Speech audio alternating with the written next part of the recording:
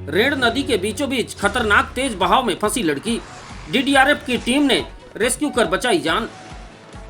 छत्तीसगढ़ के सूरजपुर जिले में सलका डेडरी गांव के पास मंगलवार को उस समय हड़कंप मच गया जब एक लड़की की गांव के समीप स्थित रेण नदी के बीचों बीच झाड़ियों में फंसे होने की खबर क्षेत्र में फैली। तेज बहाव और जानलेवा खतरे के बीच नगर सेना की डीडीआरएफ की टीम ने बिना वक्त गंवाए मौके पर पहुंचकर साहसिक रेस्क्यू ऑपरेशन को अंजाम दिया। टीम ने अपनी जान जोखिम में डालकर लड़की को जीवित और सुरक्षित नदी से बाहर निकाला।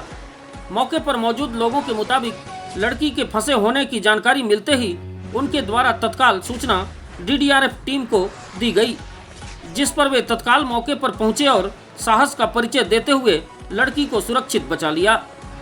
गौरतलब है कि सूरजपुर जिले में बीते माह नदी के तेज बहाव में बहकर 2 लोगों की मौत हो चुकी है।